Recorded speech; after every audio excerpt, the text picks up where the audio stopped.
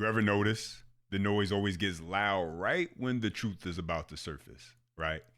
Because what better way to distract everyone from a $9 billion fraud scandal in Minnesota than to hold meaningless hearings complaining about ICE?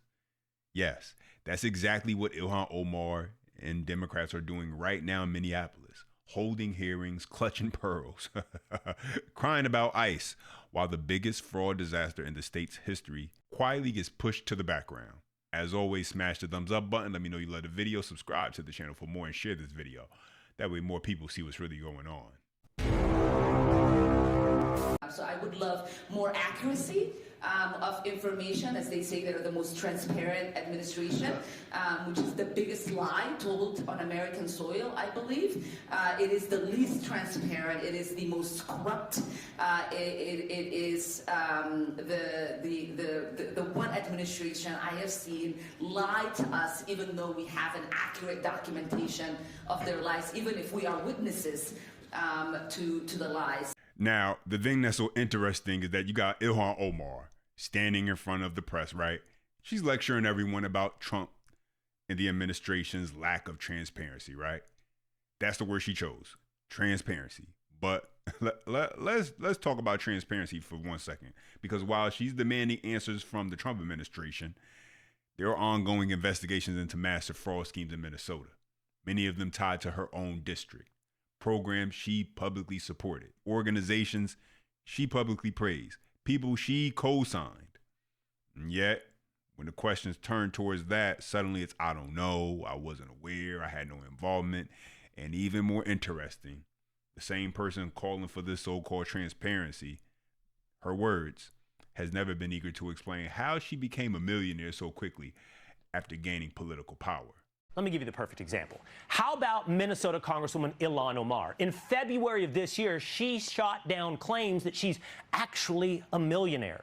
She wrote, "My salary is $174,000 before taxes. I don't have stock or own a home, and I'm still paying off my student debt. So if you're going to lie on something that is public, maybe try checking my financial statements, and you will see I barely have thousands, let alone millions." Well, people have checked the public records now. Ilhan Omar apparently has a net worth upwards of $30 million, somewhere between $60 and $30 million. And get this, it's because of companies run and owned by her husband, who in 2023 had a net worth of $51,000. In 1 year, that $51,000 grew from $6 to $30 million. 3,500% growth in 1 year. What a good communist. It's always equality for you, elitism for those in power. So you got a massive fraud scandal going on right now in Minnesota, $9 billion estimated in fraud. You got a governor who, despite him going on and on about how wonderful a job he's made it to live in Minnesota, won't run for re-election now. You have Attorney General and Keith Ellison, mind you, who on the record audio getting caught basically saying he would protect people who are now indicted, have been charged, arrested for illegal crimes when it comes to fraud. And you got a congresswoman in Ilhan Omar who is happening right in her district. And yet, when it comes to her own transparency about how, hey, how'd you come up so quickly once you became a politician and suddenly you're a millionaire? $30 million. And suddenly it's crickets. Transparency seems to be a one-way street for Ilhan Omar. And it's all just a convenient distraction right now to have these meaningless hearings going on where you have Ilhan Omar and Democrats complaining about ICE being in Minneapolis, being in Minnesota, because nothing's going to come from it. The job that they have to do will get done, and when it's done, they will leave. But as long as Democrats can rile up their base and have the far-left extremists out there causing chaos and protesters obstructing and impeding ICE agents, then yeah, this is exactly the distraction they're looking for.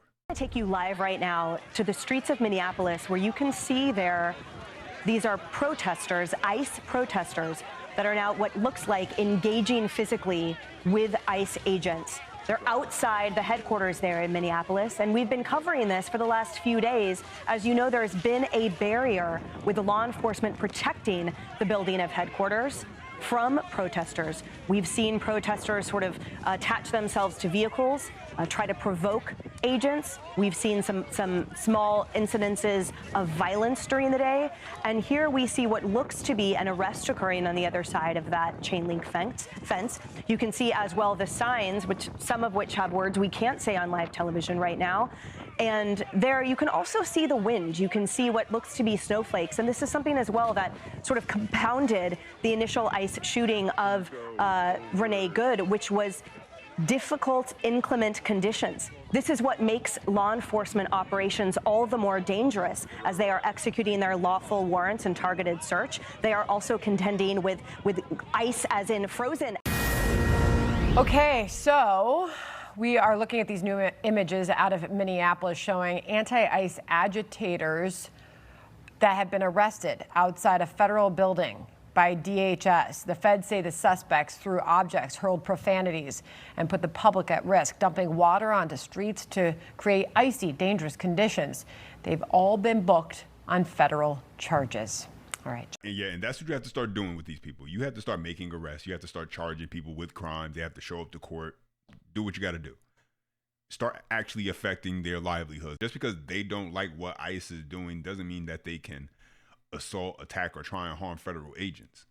It stops being a protest and becomes criminal behavior at that point. And what makes it worse is the fact that local law enforcement is standing down. They're not controlling the crowds. They're not even on the scene. They're not enforcing the law. And when you do that sort of thing and you don't calm things down, you're basically giving the green light to this sort of behavior. You make them feel protected, even encouraged to interfere more and escalate more, to cross lines they otherwise would not cross. And that's exactly why we hear President Trump bringing up the Insurrection Act.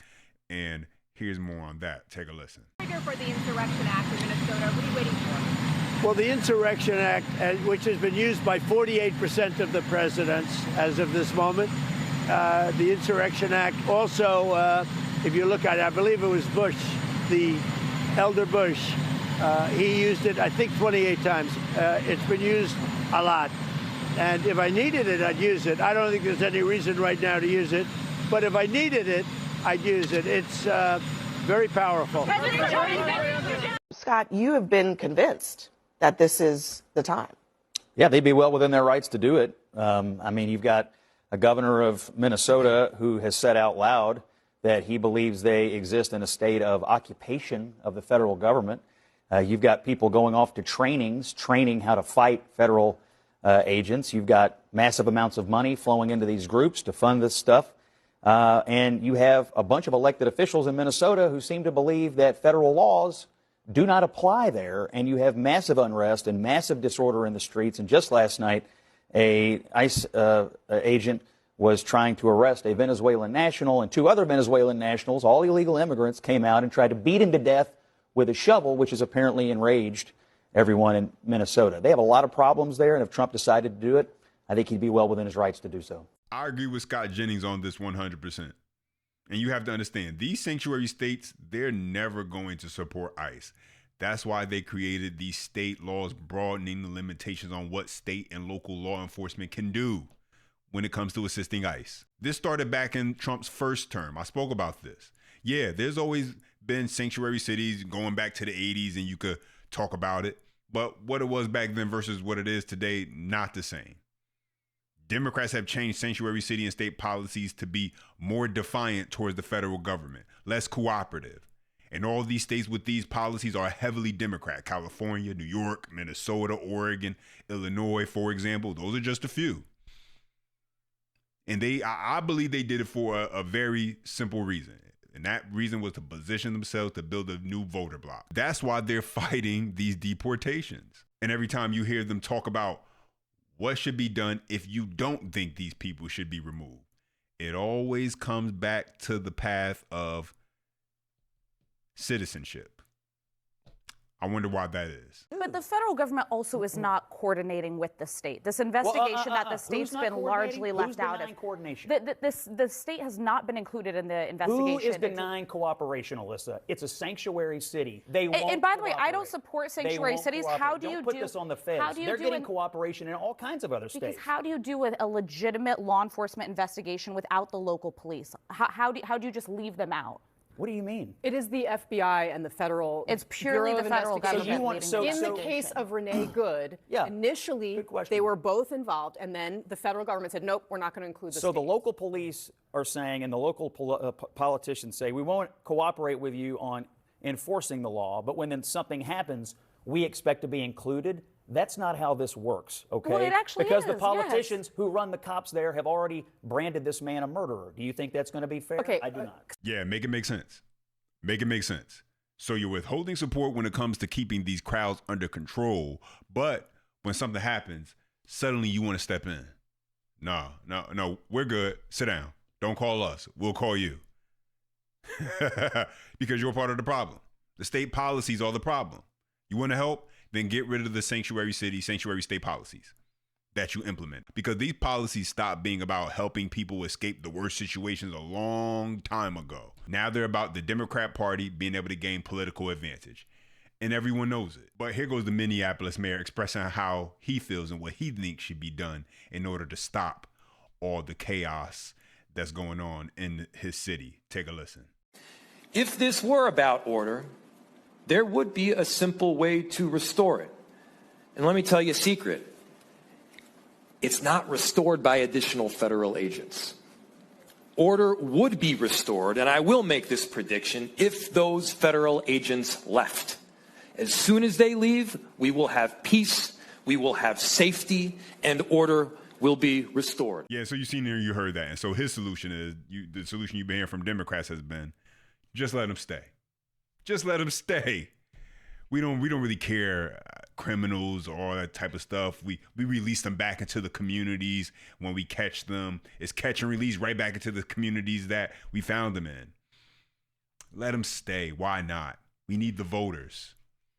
We want to make sure we regain power. Let's go to the next clip with John Fetterman, Democrat out of Pennsylvania, who does a good job at applying logic, something you don't see a lot from the Democrat Party nowadays, but does a good job at applying logic when it comes to a lot of these situations. So let's take a listen.